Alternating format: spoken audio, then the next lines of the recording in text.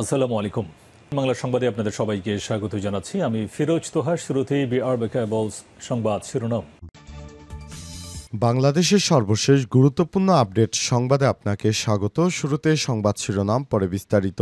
প্রথমে জানাবো, techno global ইনস্টিটিউটের অনুসন্ধান, গোপনে 2200 কোটি টাকা নজরদারি সরঞ্জাম কিনেছিল আওয়ামী লীগ সরকার।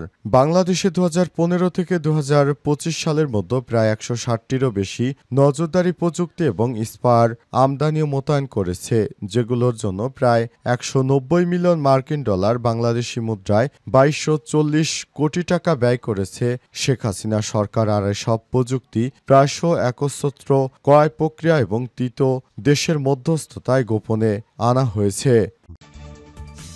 ধাঁধায় ফেলতে ইরানের নতুন কৌশল। ইসরায়েল হত্যা করতে পারে এই আশঙ্কায় অন্তত 15 জন শীর্ষ পরমাণু বিজ্ঞানীকে আত্মগোপনে পাঠিয়েছে ইরান। তাদের কয়েকজনের দেহরক্ষীও বদলে ফেলা হয়েছে, যাতে করে ইরানের পারমাণবিক বিজ্ঞানীদের ইহুদিবাদীরা আর ভবিষ্যতে টার্গেট করতে না পারে। এরপর জানাবো, গাজায় আশা জাগাতে কূটনৈতিক প্রচেষ্টা কাজে লাগাতে চাচ্ছে তুরস্ক, বললেন এরদোয়ান। তুরস্কের প্রেসিডেন্ট রিসেপ তাইপ এরদোয়ান বলেছেন, গাজায় আশা জাগাতে আমরা আমাদের দেশের সমস্ত সম্পদ এবং কূটনৈতিক সক্ষমতা কাজে লাগাচ্ছি। এদিকে গাজায় ইসরায়েলি হামলায় একদিনে নিহত আরও 69 জন ফিলিস্তিনি। ফিলিস্তিনের অবরুদ্ধ গাজা উপত্যকায় দখলদার ইসরায়েলি বাহিনীর হামলায় একদিনে আরও 69 জন ফিলিস্তিনি নিহত হয়েছে। আহত হয়েছে 362 জনের মধ্য দিয়ে 2023 সালের অক্টোবর থেকে গাজা উপত্যকায় ইসরায়েলের গণহত্যামূলক অভিযানে কমপক্ষে 61,499 জন ফিলিস্তিনি নিহত হয়েছে। এদিকে এআইয়ের ইস্যুতে অভিষেক, লোকসভা ভেঙে দিন, বিজেপিকে কেউ বাঁচাতে পারবে না। ভোটার তালিকায় বিশেষ নিবিড় সংশোধনী এআই ইস্যুতে যেন রণক্ষেত্রে পরিণত হয়েছে ভারতের রাজধানী। নির্বাচন কমিশন দপ্তর ঘেরাওর কর্মসূচিতে যোগ দেন বিরোধী জোটের শীর্ষ নেতারা রাহুল গান্ধী, প্রিয়াঙ্কা গান্ধী, অখিলেশ যাদব, মহুয়া মৈত্র থেকে সঞ্জয় রাউত। সবাই বলছে, লোকসভা ভেঙে দিন, বিজেপিকে এবার আমরা দেখে নেব, নরেন্দ্র মোদীকে ধ্বংস করে দেব। এবং টেকনো গ্লোবাল ইনস্টিটিউটের অনুসন্ধান, গোপনে 2200 কোটি টাকা নজরদারি সরঞ্জাম কিনেছিল আওয়ামী লীগ সরকার।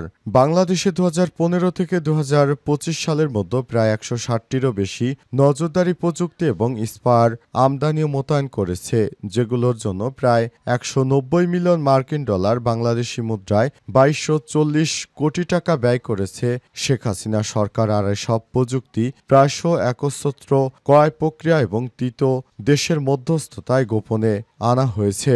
অন্তর্বর্তীকালীন সরকারের প্রধান উপদেষ্টা ডক্টর মোহাম্মদ ইউনূস ক্ষমতায় আসার পর শেখ হাসিনার আমলনামা এক এক করে বের হয়ে আসছে। শেখ হাসিনা বিগত 17 বছরে বিরোধী দলীয় নেতাকর্মীদেরকে দমনপীড়ন করার জন্য নানাভাবে দেশজুড়ে সহিংসতা চালিয়েছে। এরই ধারাবাহিকতায় শেখ হাসিনার নির্দেশে মূলত এই ধরনের অরাজক পরিস্থিতি তৈরি হয়েছে, যেটা বাংলাদেশের জন্য খুবই খারাপ একটি বিষয়। বিরোধী দলীয় দলমত দমন করার জন্য শেখ হাসিনা এসব প্রযুক্তি ব্যবহার করত এবং এসব প্রযুক্তি ব্যবহারের মাধ্যমে সরাসরি সেগুলো বিএনপির এবং জামাত ইসলামের নেতাকর্মীদেরকে কিভাবে দমন করা যায়, মূলত ইসরায়েল থেকে সব প্রযুক্তি বা স্পাইওয়্যার এনে বাংলাদেশের মানুষদেরকে নজরদারিতে রেখেছিল শেখ হাসিনা, যাতে করে তার বিরুদ্ধে কেউ দেশে সশস্ত্র আন্দোলন গড়ে তুলতে না পারে। এ কারণে সবসময় সর্বদা সতর্ক থাকত শেখ হাসিনা। কিন্তু দেখা যাচ্ছে এখন সে বিষয়গুলো জনতার সামনে নিয়ে এসেছে অন্তর্বর্তীকালীন সরকার। অন্তর্বর্তীকালীন সরকারের প্রধান উপদেষ্টা প্রফেসর ডক্টর মোহাম্মদ ইউনূস দায়িত্ব গ্রহণের পর থেকে শেখ হাসিনার বিভিন্ন অপকর্ম সামনে আসতে থাকে। এর মধ্যে এটিও একটি অন্যতম, যে অপকর্মের মাধ্যমে শেখ হাসিনা ইসরায়েল থেকে সব প্রযুক্তি কিনে বাংলাদেশে অবৈধভাবে ব্যবহার করত। ইসরায়েলকে ধাঁধায় ফেলতে ইরানের নতুন কৌশল। ইসরায়েল হত্যা করতে পারে এই আশঙ্কা অন্তত 15 জন শীর্ষ পরমাণু বিজ্ঞানীকে আত্মগোপনে পাঠিয়েছে ইরান। তাদের কয়েকজনের দেহরক্ষীও বদলে ফেলা হয়েছে। তারা বিশ্ববিদ্যালয়ে শিক্ষকতা করছিলেন, তাদের জায়গায় পরমাণু কর্মসূচির সঙ্গে কোনো সম্পর্ক নেই এমন ব্যক্তিদের নিয়োগ দেওয়া হয়েছে। ব্রিটিশ সংবাদ মাধ্যম দ্য টেলিগ্রাফের এক প্রতিবেদনে তথ্য নিশ্চিত করা হয়েছে। ইরানের পরমাণু কর্মসূচি ধ্বংসে নানা তৎপরতা চালিয়ে যাচ্ছে ইহুদিবাদী ইসরায়েল 2010 সাল থেকে দেশটির বেশ কয়েকজন পরমাণু বিজ্ঞানীকে গুপ্ত হত্যা করেছে ইসরায়েলি গোয়েন্দা সংস্থা মোসাদ। ইরানের পরমাণু বিজ্ঞানীদের সম্পর্কে তথ্য পেতে দেশটিতে গুপ্তচর বৃত্তি করছে মোসাদের এজেন্টরা।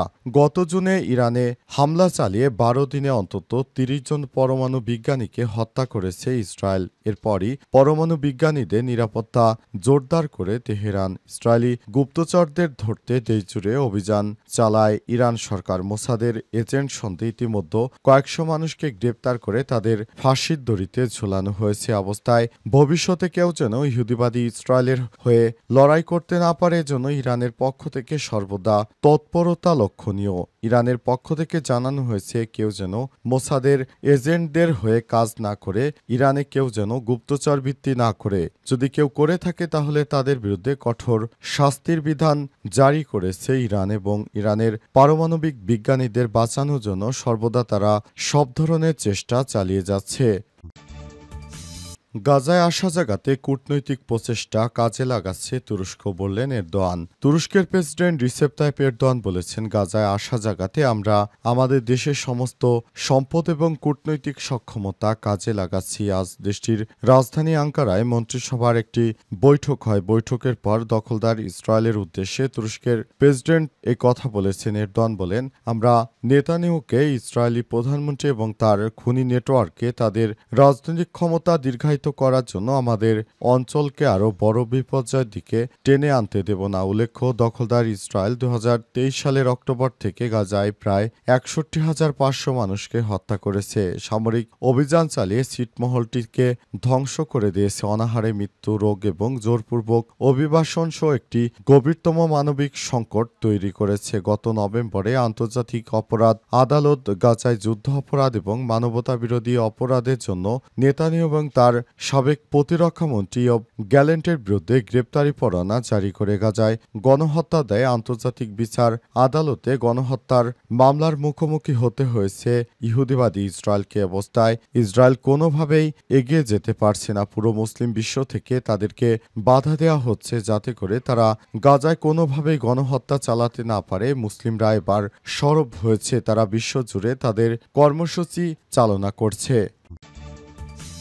গাজায় ইসরায়েলি হামলায় একদিনে নিহত আরও 69 জন ফিলিস্তিনি। ফিলিস্তিনের অবরুদ্ধ গাজা উপত্যকায় ইসরায়েলি হামলায় একদিনে নতুন করে 69 জন নিহত হয়েছে। আহত হয়েছে আরও 362 জন। এর মধ্য দিয়ে 2023 সালের অক্টোবর থেকে গাজা উপত্যকায় ইসরায়েলের গণহত্যামূলক অভিযানে কমপক্ষে 61,499 জন ফিলিস্তিনি নিহত হয়েছে। আজ এক বিবৃতিতে এই তথ্য জানিয়েছে গাজার স্বাস্থ্য মন্ত্রণালয়। খবর বার্তা সংস্থা আনাদুলুর মন্ত্রণালয়ের এক বিবৃতিতে বলা হয়েছে যে গত 24 ঘন্টায় 69টি মৃতদেহ, যাদের মধ্যে ধ্বংসস্তূপের নিচ থেকে উদ্ধার করা হয়েছে একজনও রয়েছে, হাসপাতালে আনা হয়েছে। এছাড়াও 362 জন আহত হয়েছে, যাদের মধ্যে যুদ্ধ শুরু হওয়ার পর থেকে মোট আহতের সংখ্যা 1,53,575 জনে দাঁড়িয়েছে।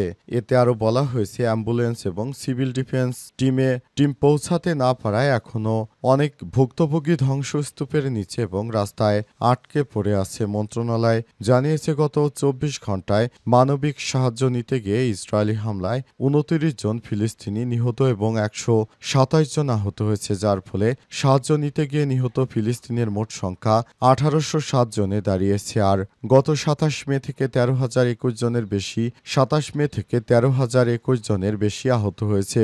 বিবৃতিতে আরও বলা হয়েছে, দুর্ভিক্ষ ও অপুষ্টির কারণে গত 24 ঘন্টা এক শিশু সহ 5 জনের মৃত্যু হয়েছে, যার ফলে উপত্যকাটিতে মানবিক সংকট আরও গভীর হওয়ার সঙ্গে সঙ্গে দুর্ভিক্ষে মোট মৃতের সংখ্যা 222 জন দাঁড়িয়েছে এবং আহত হয়েছে অনেক মানুষ।